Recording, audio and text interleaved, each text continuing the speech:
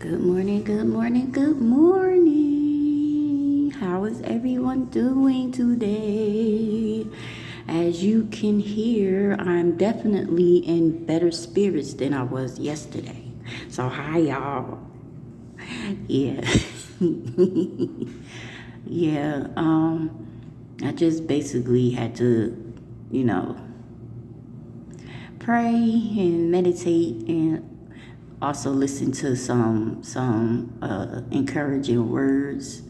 There's this one girl I listen to on YouTube that I just recently started following like a couple of weeks ago, and she's real good. She like has a prophetic word almost every day. So her word came right on time, and it was the last thing I heard last night. So it just put everything into perspective for me. So I am in great spirits now. So I'm back to my bubbly self. But anyway, I hope that everybody is doing well and y'all getting through the middle of the week. It's hard to believe it's Wednesday already, you know? But yeah, hope everyone is doing fine.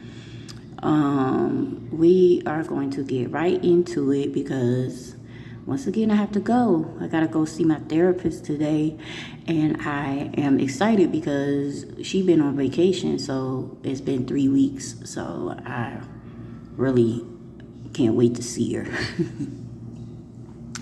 But anyway, we're gonna get into it. But the today's topic is what to avoid when feeling a void. So, yeah. What to avoid when feeling a void. So, I had sat and thought about it, and I came up with five things that, you need to avoid when feeling a void. And there's probably more, but these are the five that I've had experience with, so that I wanted to share with you what to avoid. So, here we go.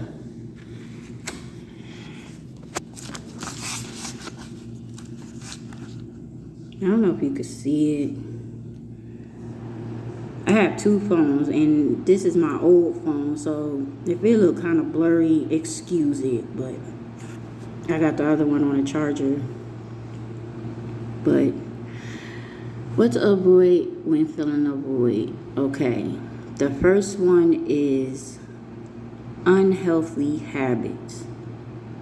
Okay, so unhealthy habits, that could be anywhere from eating entirely too much to, sleeping too much to gambling, drinking, smoking too much, partying hard, gossiping, any type of unhealthy habit. Because when you have a void that you want to be filled, that you want filled, your first thought is to fill it by any means necessary. And you're not thinking, whether that void you're feeling is bad for you or whatever. So you're just like, I'll take what I can get, so I won't feel this pain, or I won't feel this emptiness, or, this loneliness, or, this heartache. So one thing you want to do is avoid, unhealthy habits.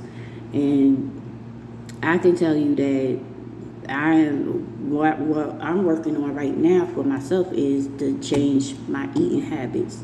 Because first of all, I love me some food, and I will not change that. But I have to change how I eat it, and when and why. Like, why am I eating it? Am I eating it because I'm sad? Am I eating it because I'm upset? Am I eating it because it's just there?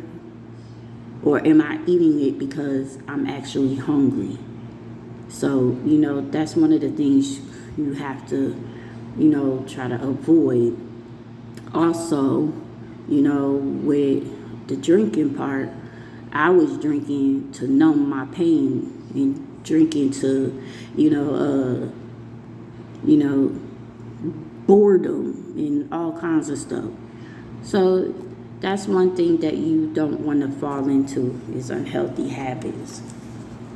Okay, number 2, emotional vampires, low vibrational people. Ugh. One thing you don't want to do when you're trying to fill a void is get literally sucked into being around people that will drain the energy out of you. You don't want anyone to suck the soul out of man. Oh my goodness. It's really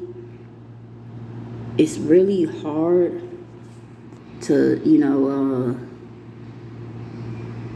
try to separate yourself from those type of people, because when you're trying to fill that empty void, whatever void it is that you're trying to fill, you tend to come across people that have the same type of void they need filled too. So y'all bonding, but y'all bond is what they say, a trauma bond, because that's all y'all know.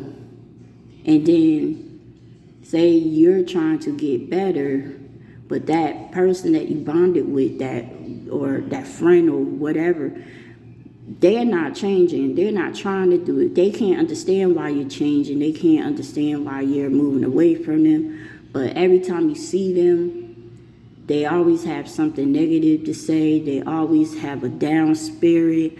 They're always mean. They're always upset. They're just never satisfied. I know y'all come across those people. They're never satisfied with anything. And then it's like you're scared to talk to them now, because every time you talk to them, you get sucked up into their problems. And then by the time you finish your conversation with them, you're drained and you're tired and you're mad, and you wasn't even mad, you was happy. But after you finish talking to them, you want to punch somebody in the face for no reason, just because you had a conversation with this emotional vampire. So that's one of the major things that you really need to steer clear of, is low vibrational people, because if they have a chance, they will keep you where you at. You know what they say, misery loves company. And we're not trying to be miserable, right? So that was number 2. Number 3, toxic environments. Sometimes you can't help where you live at and stuff like that. So, for some people, like in my case, we had to live in an area that wasn't too great. We had to deal with it. But also, you could live somewhere that's not too bad. Well, you could live somewhere that is bad, was not the best, and still learn how to mind your business and not become like the environment that you stay in. For real, you can do it. There are ways to do it. I've seen it done. We're doing it now. Where we at may not be the best, but we're not in it. We're staying to ourselves. We're keeping the peace. We're achieving peace in our home. So we're not out mingling with the environment and stuff like that. So, you have to try to avoid those toxic environments, because, when you want that void filled, and you feel like you could go to this place because, all my people are there. I could hang out and they understand me and I'm familiar with this place and stuff like that. No. You want to avoid toxic environments. You don't want to get sucked up into all of that. For real. All right. Number 4. Isolation. No isolation.